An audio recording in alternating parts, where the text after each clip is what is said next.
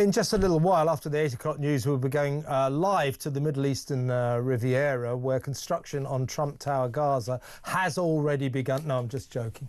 But we will be discussing the President's extraordinary press conference last night at the White House alongside Israeli Prime Minister Benjamin Netanyahu, in which he laid out a very different vision for the future of that troubled strip there in the Middle East. So we'll talk about that later on. It was really, really interesting. I went home and sort of thought, oh, boring press conference. Sat until about 2 in the morning, transfixed. I tell you, those two guys, they have smashed the orthodoxy when it comes to talking about the future of that benighted area. So we'll talk about that after the 8 o'clock news. But as for now, I'm still with our international editor, Isabel Oakeshott. Now, Isabel, unlike some people, we don't wait for press conferences on this show. So we went straight to one of the victims' fathers last night, Dr. Sanjay Kumar, who's the victim of poor Grace O'Malley Kumar, one of the 3 people slaughtered, knifed to death by Valdo Calocane in June 23 during that day of terror in Nottingham. Just before we discuss what happened today, here is Dr. Kumar talking about how the families continue to suffer this terrible injustice on the part of the authorities. Have a listen. We are going to take huge steps, again, for public safety to see that someone like him is never released. His sentence should be re-reviewed. What we wanted was a hybrid order. We never minded him getting the medical treatment that he may need acutely, but ultimately he should have got a life sentence for murdering 3 people and our daughter. 3 innocent people were murdered in the cold light of day, and this man deserves a life sentence. He's evil. He should never be let in. And the people who kept this evil person out, the psychiatrists who were responsible for keeping this evil person out in the community, to murder.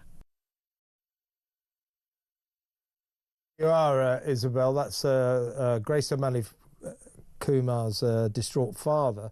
And, you know, but first of all, the trial of this guy, Valdo Calocane, was a disgrace in itself. Technically, he's not a murderer. He was allowed to plead diminished responsibility manslaughter and therefore sent off to a cushy medical unit, prison hospital, you know, where he's having quite a nice life. And as the mother of the boy, Greg, who was killed, she said this wasn't a trial, this was a trial by doctors. So first of all, Dr. Kumar saying this guy's a murderer. He murdered 3 people and yet officially he's not a murderer. And now we learnt yesterday that the NHS will not release the 200-page report file on the catalogue of errors that led to this monster, this paranoid, schizophrenic, violent monster wandering the streets of Nottingham because of his right to patient privacy, patient confidentiality. What about the rights of the damn families? And also, it turns out that amid this catalogue of disastrous errors, one of the reasons that he was allowed to cease his vital treatment was because he had a fear of needles. So the NHS basically said, oh, well, all right then, off you go. He was so dangerous that health visitors were under strict orders never to go to see him alone because he was so violent. But the NHS just let him out, let him wander the streets, and the rest is macabre history, as we know.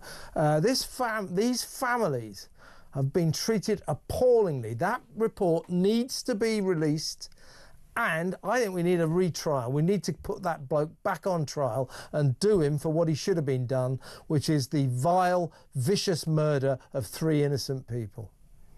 Yeah, I mean, haven't the families been magnificent over the way they've handled all of this? They're not just going to take it as it's come to them. They are fighting every step of the way so that this can't happen again. And, you know, the tragedy is it probably will. And it feels funny, doesn't it? Odd to be talking about this guy on the back of that discussion we've just had about all the people fraudulently claiming to have mental health problems. I mean, this guy, Victor Calocane, was the ultimate nutter. This guy really, really did have very, very serious mental health problems and didn't get, he wasn't treated in the way that he ought to have been. In other words, kept well away from the public so that he couldn't do any kind of harm. And there'd been several incidents where he had inflicted terror on people. He kept his own flatmates captive. He terrorized, I think, one woman who jumped out of a window. She was so afraid of what he might do to her. So it was a truly, truly shocking case, this. And it's good that, we are learning as much as possible about what went wrong.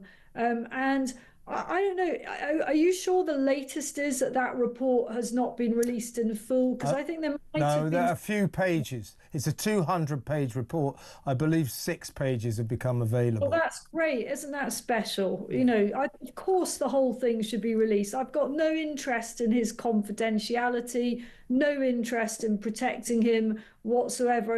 And it just utterly ludicrous that he should have been allowed not to take very, very beneficial medication because he was afraid of needles. Come on, this is a guy that ultimately went around stabbing people. He wasn't afraid of sharp, pointy things, was he?